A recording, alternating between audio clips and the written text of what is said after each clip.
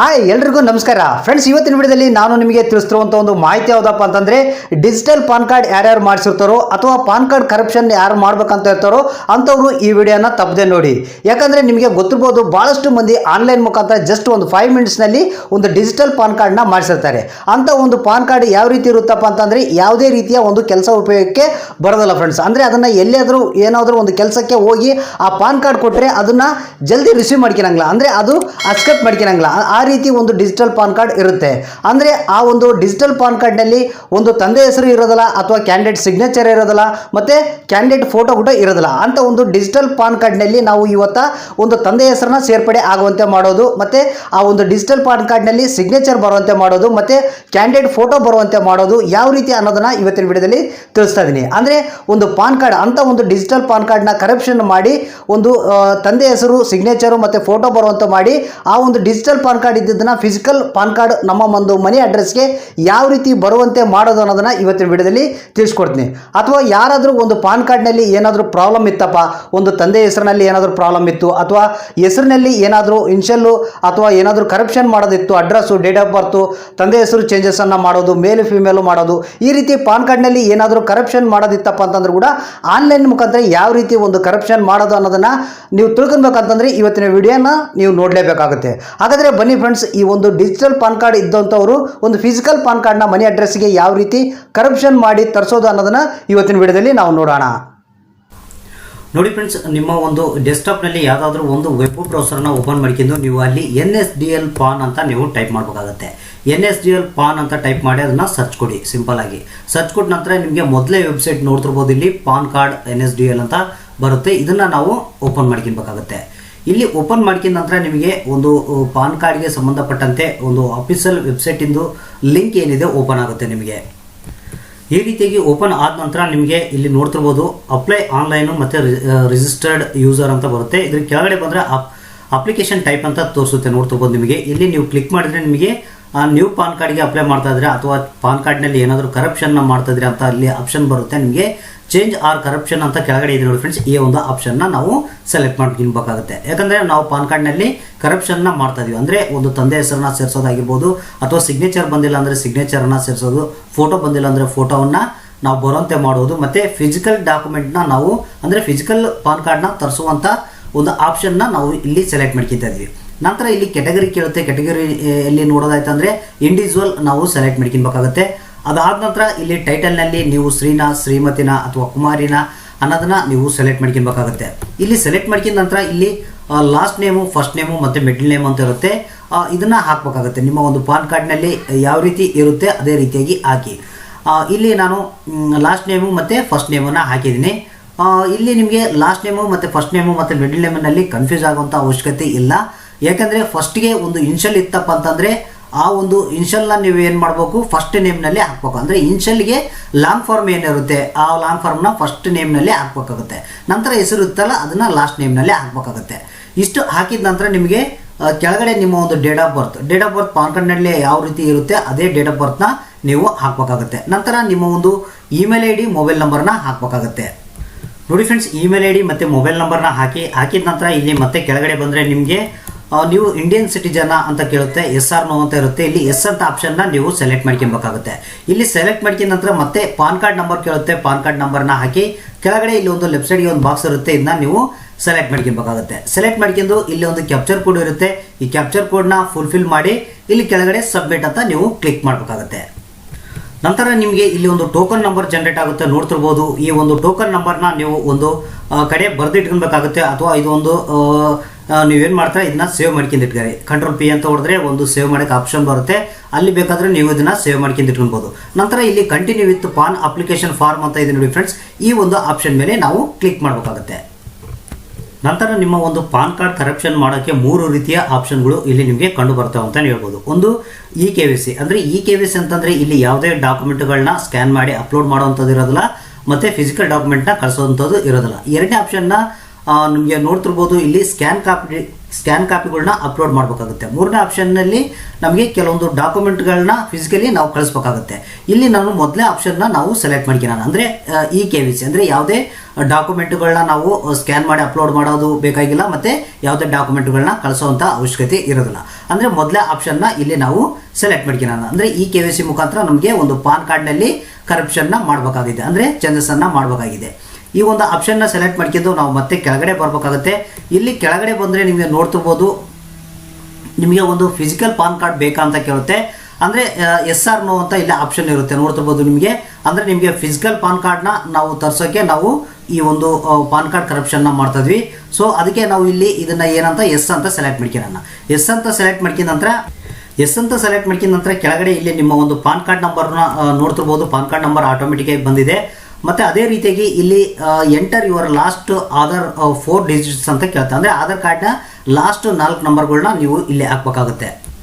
ನೀವು ಇಲ್ಲಿ ಆಧಾರ್ ನಂಬರ್ ಅಂತ ಇದೆ ಇಲ್ಲ, ಈ ಬಾಕ್ಸ್ನ ಸೆಲೆಕ್ಟ್ ಮಾಡ್ಕೊಂಡು ಲಾಸ್ಟ್ ಆಧಾರ್ ಕಾರ್ಡ್ ಸಂಖ್ಯೆಯ ಒಂದು 4 ಅಕ್ಷರಗಳು ಏನಿರುತ್ತೆ, 4 ಡಿಜಿಟ್ ಏನಿರ್ತವೆ ಅದನ್ನು ಇಲ್ಲೇ ಹಾಕಬೇಕಾಗುತ್ತೆ. ಹಾಕಿದ ನಂತರ ನಿಮ್ಮ ಒಂದು ಪಾನ್ ಕಾರ್ಡ್ನಲ್ಲಿ ಫೋಟೋ ಬಂದಿಲ್ಲ ಅಂತಂದರೆ ನಾವು ಇಲ್ಲಿ ಫೋಟೋ ಕೂಡ ಬರೋಂತೆ ಮಾಡ್ಬೋದು. ಅಂದರೆ ಇಲ್ಲಿ ಸೆಲೆಕ್ಟ್ SR ನೋ ಅಂತ ಇರುತ್ತಲ್ಲ, ಎಸ್ ಅಂತ ನಾವು ಸೆಲೆಕ್ಟ್ ಮಾಡ್ಕೊಬೇಕಾಗುತ್ತೆ. ಅಂದರೆ ಆಟೋಮೆಟಿಕ್ಕಾಗಿ ನಿಮ್ಮ ಒಂದು ಆಧಾರ್ ಕಾರ್ಡ್ನಲ್ಲಿ ಯಾವ ರೀತಿ ಫೋಟೋ ಇರುತ್ತೆ ಆ ಒಂದು ಫೋಟೋ ನಿಮ್ಮ ಒಂದು ಪಾನ್ ಕಾರ್ಡ್ನಲ್ಲಿ ಬರುತ್ತೆ. ಅಂದರೆ ಕೆಲವೊಂದು ಡಿಜಿಟಲ್ ಪಾನ್ ಕಾರ್ಡ್ನಲ್ಲಿ ಫೋಟೋ ಬಂದಿರೋದಿಲ್ಲ, ಅದ್ರ ಸಲುವಾಗಿ ಇಲ್ಲಿ ನಾವು ಎಸ್ ಅಂತ ಕೊಟ್ಟರೆ ಈಗ ನೆಕ್ಸ್ಟ್ ಬರುವಂಥ ಒಂದು ಪಾನ್ ಕಾರ್ಡ್ನಲ್ಲಿ ಫೋಟೋ ಬರುತ್ತೆ ಅಂತ ಹೇಳ್ಬೋದು. ನಂತರ ಇಲ್ಲಿ ನಿಮಗೆ ಮತ್ತೆ ಕೆಳಗಡೆ ಬರಬೇಕಾಗುತ್ತೆ. ಇಲ್ಲಿ ಕೆಳಗಡೆ ಬಂದರೆ ನಿಮಗೆ ಆಟೋಮೆಟಿಕ್ಕಾಗಿ ಇಲ್ಲಿ ನಿಮ್ಮ ಹೆಸರು, ಫಸ್ಟ್ ನೇಮು, ಲಾಸ್ಟ್ ನೇಮು ಮತ್ತು ಫುಲ್ ನೇಮು ಬಂದಿರುತ್ತೆ. ಇಲ್ಲಿ ಡೇಟ್ ಆಫ್ ಬರ್ತ್ ಕೂಡ ನೀವು ಕರೆಕ್ಷನ್ ಮಾಡೋಂಗಿದ್ರೆ ನಿಮ್ಮ ಒಂದು ಪಾನ್ ಕಾರ್ಡ್ನಲ್ಲಿ ಮಾಡ್ಬೋದು. ಇಲ್ಲಿ ಒಂದು ಡೇಟ್ ಆಫ್ ಬರ್ತ್ ಸಂಬಂಧಪಟ್ಟಂತೆ ಒಂದು ಕಾಲಮ್ ಇದೆ, ಅದನ್ನು ಸೆಲೆಕ್ಟ್ ಮಾಡ್ಕೊಳ್ಳಿ. ಇಲ್ಲಿ ಡೇಟ್ ಆಫ್ ಬರ್ತ್ ಚೇಂಜ್ ಮಾಡೋಂಗಿದ್ರೆ ನೀವು ಡೇಟ್ ಆಫ್ ಬರ್ತನ್ನ ಇಲ್ಲಿ ಚೇಂಜ್ ಮಾಡ್ಕೊಳ್ಬೋದು. ಇಲ್ಲ ಅದೇ ರೀತಿ ಇರಲಿಪ್ಪ ಅಂತಂದರೆ ಅದೇ ರೀತಿ ಡೇಟ್ ಆಫ್ ಬರ್ತನ್ನ ಬಿಡ್ಬೋದು ನೀವು. ನಂತರ ಇಲ್ಲಿ ಮೇಲ್ ಆಫ್ ಫಿಮೇಲ್ ಅನ್ನೋದನ್ನು ನೀವು ಮತ್ತೆ ಒಂದು ಸಲ ಸೆಲೆಕ್ಟ್ ಮಾಡ್ಕೊಬೇಕಾಗುತ್ತೆ.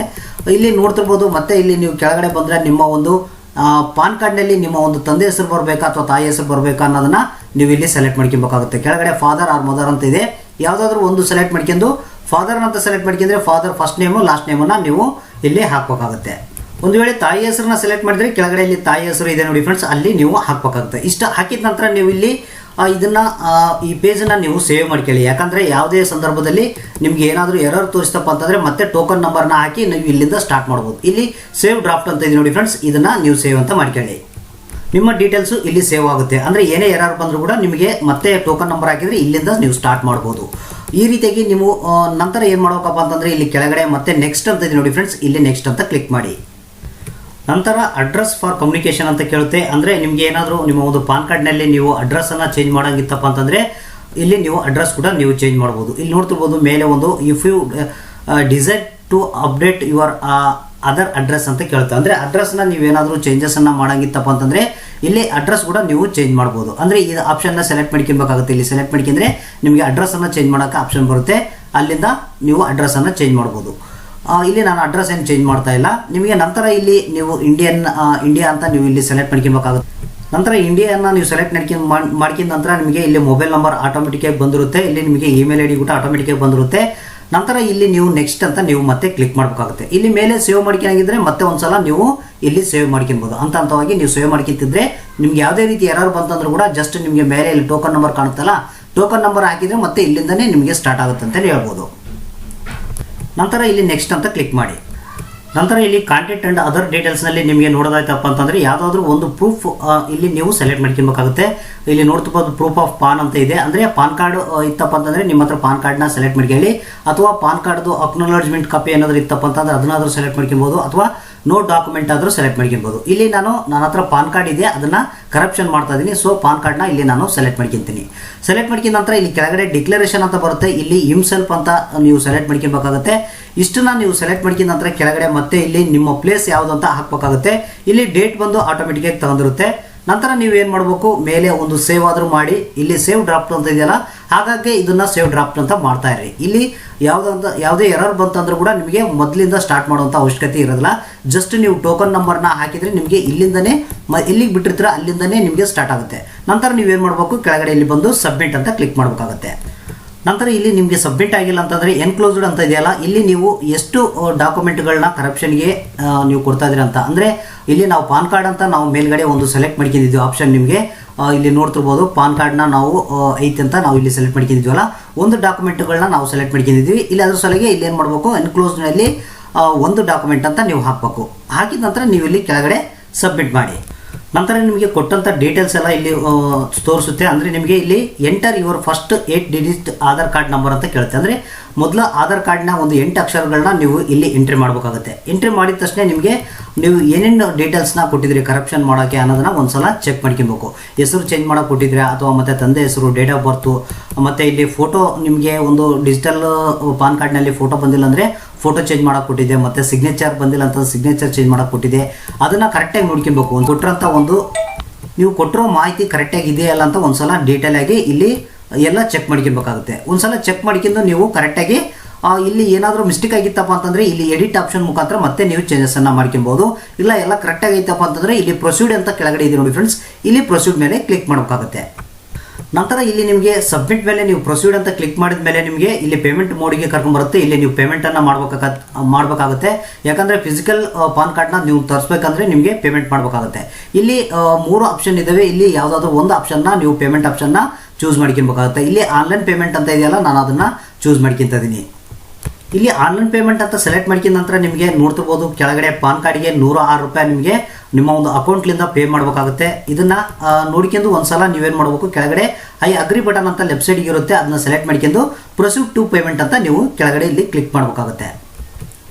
ನಂತರ ಇಲ್ಲಿ ನಿಮಗೆ ಇಲ್ಲಿ ನೋಡ್ತಿರ್ಬೋದು ನಿಮಗೆ ಟ್ರಾನ್ಸಾಕ್ಷನ್ ID ನಂಬರು ಮತ್ತು ಅಮೌಂಟ್ ಎಷ್ಟು ಕಟ್ ಆಗುತ್ತೆ ಅನ್ನೋದು ಕೂಡ ಬಂದಿರುತ್ತೆ. ಇಲ್ಲಿ ಪೇ ಕನ್ಫರ್ಮ್ ಅಂತ ನೀವು ಮತ್ತೆ ಕ್ಲಿಕ್ ಮಾಡಿ. ನಂತರ ಇಲ್ಲಿ ನಿಮಗೆ ಟ್ರಾನ್ಸಾಕ್ಷನ್ ID ನೋಡ್ತಿರ್ಬೋದು, ನಿಮಗೆ ಪೇಮೆಂಟ್ ಆಪ್ಷನ್ ಬರುತ್ತೆ. ಇಲ್ಲಿ ಪೇಟಿಎಮ್ ಮುಖಾಂತರ ಆದರೂ ಪೇಮೆಂಟ್ ಮಾಡ್ಬೋದು, ಡೆಬಿಟ್ ಕಾರ್ಡು, ಕ್ರೆಡಿಟ್ ಕಾರ್ಡು ಯಾವುದಾದ್ರೂ ಅಥವಾ ನೆಟ್ ಬ್ಯಾಂಕಿಂಗ್ ಮುಖಾಂತರ ನೀವು ಮಾಡೋಂಗಿದ್ರೆ ಮಾಡ್ಬೋದು. ಇಲ್ಲಿ ನಾನು ಡೆಬಿಟ್ ಕಾರ್ಡ್ ಅಂತ ಕ್ಲಿಕ್ ಮಾಡ್ತೀನಿ. ಡೆಬಿಟ್ ಕಾರ್ಡ್ ಅಂತ ಕ್ಲಿಕ್ ಮಾಡಿದ ತಕ್ಷಣ ನಿಮಗೆ ಇಲ್ಲಿ ಕಾರ್ಡ್ ನಂಬರ್ ಹಾಕಬೇಕಾಗುತ್ತೆ, ಮತ್ತು ಎಕ್ಸ್ಪೈರಿ ಡೇಟ್ ಹಾಕಬೇಕಾಗುತ್ತೆ ಕಾರ್ಡ್ ಮೇಲೆ ಇರುವಂಥದ್ದು, ಮತ್ತು CVV ನಂಬರ್ನ ಹಾಕಿ ಇಲ್ಲಿ ಪೇ ಅಂತ ನೀವು ಕ್ಲಿಕ್ ಮಾಡಬೇಕಾಗುತ್ತೆ. ಪೇ ಅಂತ ಕ್ಲಿಕ್ ಮಾಡಿದ ತಕ್ಷಣ ನಿಮಗೆ ನಿಮ್ಮ ಒಂದು ಬ್ಯಾಂಕಿಗೆ ಲಿಂಕ್ ಆಗಿರುವಂಥ ಒಂದು ಮೊಬೈಲ್ ನಂಬರ್ಗೆ ಒಂದು OTP ಬರುತ್ತೆ. ಆ OTPನ ಹಾಕಿ ಕನ್ಫರ್ಮ್ ಅಂತ ಮಾಡಿದ್ರೆ ನಿಮಗೆ ಪೇಮೆಂಟ್ ಮೆಥಡ್ ಮುಗಿದೋಗುತ್ತೆ ಅಂತ ಹೇಳ್ಬೋದು. ಪೇಮೆಂಟ್ ಮೆಥಡ್ ಮುಗಿದ ನಂತರ ನಿಮಗೆ ಆಧಾರ್ ಅಥೆಂಟಿಕೇಶನ್ ಇರುತ್ತೆ. ಅಂದರೆ ಆಧಾರ್ ಅಥೆಂಟಿಕೇಶನ್ ಮಾಡೋದಂತಂದರೆ ನಿಮಗೆ, ಯಾಕಂದರೆ ನೀವು ಈ KYC ಮುಖಾಂತರ ನೀವು ಪಾನ್ ಕಾರ್ಡ್ನ ಫಿಸಿಕಲ್ ಪಾನ್ ಕಾರ್ಡ್ನ ಒಂದು ತರಿಸ್ತಾ ಇದ್ದೀರಾ, ಅಂದರೆ ಪಾನ್ ಕಾರ್ಡ್ನಲ್ಲಿ ಕರಪ್ಷನ್ನ ಮಾಡ್ತಾ ಇದ್ದೀರಾ. ಅಂದರೆ ಯಾವುದೇ ಒಂದು ಡಾಕ್ಯುಮೆಂಟ್ನ ಅಪ್ಲೋಡ್ ಮಾಡದೆ, ಯಾವುದೇ ಒಂದು ಫಿಸಿಕಲ್ ಡಾಕ್ಯುಮೆಂಟ್ನ ಕಳಿಸ್ದೇ ನಿಮಗೆ ಒಂದು ಪಾನ್ ಕಾರ್ಡ್ನಲ್ಲಿ ಕರಪ್ಷನ್ನ ಮಾಡ್ತಾ ಇದ್ದಾರೆ. ಅದಕ್ಕೆ ನಿಮಗೆ ಆಧಾರ್ ಕಾರ್ಡ್ ಅಥೆಂಟಿಕೇಶನ್ ಅಂತ ಬರುತ್ತೆ. ನಿಮಗೆ ಅಲ್ಲಿ ಕ್ಲಿಕ್ ಮಾಡಿದ್ರೆ ನಿಮಗೆ ಆಧಾರ್ ಕಾರ್ಡ್ ಅಥೆಂಟಿಕೇಶನ್ನ ನೀವು ಮಾಡಬೇಕಾಗುತ್ತೆ. ಅಂದರೆ ಆಧಾರ್ ಕಾರ್ಡ್ಗೆ ಲಿಂಕ್ ಆಗಿರುವಂಥ ಒಂದು ಮೊಬೈಲ್ ನಂಬರ್ಗೆ OTP ಬರುತ್ತೆ. ಆ OTPನ ಹಾಕಿ ಅಲ್ಲಿ ಕ್ಲಿಕ್ ಮಾಡಿದ್ರೆ ನಿಮಗೆ ಕನ್ಫರ್ಮ್ ಅಂತ ಕ್ಲಿಕ್ ಮಾಡಿದ್ರೆ ನಿಮಗೆ ಏನು ನಿಮಗೆ ಒಂದು ಪಾನ್ ಕಾರ್ಡ್ನಲ್ಲಿ ಕರಪ್ಷನ್ ಮಾಡೋಕ್ಕೆ ನೀವು ಏನೆಲ್ಲ ಕರಪ್ಷನ್ ಮಾಡೋಕೆ ಕೊಟ್ಟಿರ್ತೀರ ಅದರದ್ದು ಒಂದು ಪ್ರಿಂಟ್ಔಟ್ ಕೂಡ ನೀವು ಆರಾಮಾಗಿ ತಕ್ಕೊಳ್ಬೋದು. ಇಲ್ಲಿ ಒಂದು ಪ್ರಿಂಟ್ಔಟ್ನ ತಕ್ಕೊಂಡ ನಂತರ ನಿಮಗೆ ಅದರಲ್ಲಿ ಒಂದು ಟೋಕನ್ ನಂಬರು ಅಥವಾ ಅಪ್ಲಿಕೇಶನ್ ನಂಬರ್ ಇರುತ್ತೆ, ಅದನ್ನು ನೀವು ಫುಲ್ ಸೇಫಾಗಿ ಇಟ್ಕೊಳ್ಬೇಕಾಗುತ್ತೆ. ನಂತರ ಸ್ವಲ್ಪ ದಿನಗಳ ನಂತರ ನೀವು ಏನು ಕರಪ್ಷನ್ಗೆ ಒಂದು ಫಿಸಿಕಲ್ ಪಾನ್ ಕಾರ್ಡ್ಗೆ ಅಪ್ಲೈ ಮಾಡಿದರೆ, ಅಂದರೆ ಯಾರು ಒಂದು ಡಿಜಿಟಲ್ ಪಾನ್ ಕಾರ್ಡ್ನ ಮಾಡಿಸಿರ್ತಾರೋ ಅದರಲ್ಲಿ ತಂದೆ ಹೆಸರನ್ನು ಸೇರಿಸೋದಾಗಿರ್ಬೋದು, ಅಥವಾ ಸಿಗ್ನೇಚರ್ ಅಂದರೆ ಸಿಗ್ನೇಚರ್ ಬರೋದಾಗಿರ್ಬೋದು, ಫೋಟೋಸ್ ಸೇರಿಸೋದಾಗಿರ್ಬೋದು, ಅವು ಚೇಂಜಸ್ ಆಗಿ ನಿಮಗೆ ಹೊಸ ಪಾನ್ ಕಾರ್ಡ್ ಬರುತ್ತೆ ಅಂತಲೇ ಹೇಳ್ಬೋದು. ನಂತರ ನಿಮ್ಮ ಒಂದು ಪಾನ್ ಕಾರ್ಡ್ನ ಸ್ಟೇಟಸನ್ನು ಚೆಕ್ ಮಾಡ್ಬೇಕಂತಂದರೆ ಒಂದು ವೆಬ್ ಬ್ರೌಸರ್ನ ಓಪನ್ ಮಾಡ್ಕೊಂಡು ಪಾನ್ ಕಾರ್ಡ್ ಸ್ಟೇಟಸ್ ಆನ್ಲೈನ್ ಅಂತ ಹಾಕಿ ನೀವು ಸರ್ಚ್ ಕೊಟ್ಟರೆ ಇಲ್ಲಿ ಟ್ರ್ಯಾಕ್ ಯುವರ್ ಪಾನ್ ನಂಬರ್ ಅಂತ ಪಾನ್ ಅಪ್ಲಿಕೇಶನ್ ಸ್ಟೇಟಸ್ ಅಂತ ಬರುತ್ತೆ. ಇದ್ರ ಮೇಲೆ ಕ್ಲಿಕ್ ಮಾಡಬೇಕಾಗುತ್ತೆ ನೀವು. ನಂತರ ಈ ರೀತಿಯಾಗಿ ನಿಮಗೆ ಪಾನ್ ಕಾರ್ಡ್ ಸ್ಟೇಟಸನ್ನು ಚೆಕ್ ಮಾಡೋಕ್ಕೆ ಬರುತ್ತೆ. ಇಲ್ಲಿ ನೀವು ಕ್ಲಿಕ್ ಮಾಡಿದರೆ ನಿಮಗೆ ಪಾನ್ ಕಾರ್ಡ್ ನ್ಯೂ ಅಂತ ಇದೆಯಲ್ಲ, ಅಂದರೆ ಚೇಂಜ್ ರಿಕ್ವೆಸ್ಟ್ ಅಂತ ಇದನ್ನು ಸೆಲೆಕ್ಟ್ ಮಾಡ್ಕೊಬೇಕಾಗುತ್ತೆ. ನಂತರ ಅಕ್ನಾಲಜ್ಮೆಂಟ್ ನಂಬರ್ ಬಂದಿರುತ್ತೆ ನಿಮಗೆ ಪ್ರಿಂಟ್ಔಟ್ನಲ್ಲಿ, ಅದನ್ನು ಅಕ್ನಾಲಜ್ಮೆಂಟ್ ನಂಬರ್ ಹಾಕಿ ಇಲ್ಲಿ ಕ್ಯಾಪ್ಚರ್ ಕೋಡ್ನ ಹಾಕಿ ಸಬ್ಮಿಟ್ ಅಂತ ಕ್ಲಿಕ್ ಮಾಡಬೇಕಾಗುತ್ತೆ. ಸಬ್ಮಿಟ್ ಅಂತ ಕ್ಲಿಕ್ ಮಾಡಿದ್ರೆ ನಿಮಗೆ ಪಾನ್ ಕಾರ್ಡ್ ಸ್ಟೇಟಸ್ ಕೂಡ ನಿಮಗೆ ಲೇಟ್ ಆಯಿತು, ಪಾನ್ ಕಾರ್ಡ್ ಬಂದಿಲ್ಲ ಅಂತಂದರೆ ಈ ರೀತಿಯಾಗಿ ಆನ್ಲೈನ್ ಮುಖಾಂತರ ಸ್ಟೇಟಸನ್ನು ಕೂಡ ನೀವು ಚೆಕ್ ಮಾಡ್ಕೊಬೋದು. ನೋಡಿದ್ರಲ್ಲ, ಆನ್ಲೈನ್ ಮುಖಾಂತರ ಒಂದು ಡಿಜಿಟಲ್ ಪಾನ್ ಕಾರ್ಡ್ ಇರೋಂಥವರು ಒಂದು ತಂದೆ ಹೆಸರು, ಸಿಗ್ನೇಚರು, ಫೋಟೋವನ್ನು ಕರಪ್ಷನ್ ಮಾಡಿ ನಿಮ್ಮ ಒಂದು ಮನೆ ಅಡ್ರೆಸ್ಗೆ ಒಂದು ಫಿಸಿಕಲ್ ಪಾನ್ ಕಾರ್ಡ್ನ ಯಾವ ರೀತಿ ತರಿಸೋಕ್ಕೆ ಆನ್ಲೈನ್ ಮುಖಾಂತರ ಒಂದು ಅಪ್ಲಿಕೇಶನ್ನ ಹಾಕೋದು ಅನ್ನೋದನ್ನು ನಿಮಗೆ ಅರ್ಥ ಆಗಿರ್ತದೆ ಅಂತ ಅನ್ಕೊಂಡಿರ್ತೀನಿ. ಈ ವಿಡಿಯೋ ಏನಾದರೂ ನಿಮಗೆ ಲೈಕ್ ಆಗಿತ್ತಪ್ಪ ಅಂತಂದರೆ ಒಂದು ಲೈಕ್ ಮಾಡಿ, ತಪ್ಪದೇ ನಿಮ್ಮ ಎಲ್ಲ ಫ್ರೆಂಡ್ಸ್ಗಳಿಗೆ ಈ ವಿಡಿಯೋನ ಶೇರ್ ಮಾಡಿ.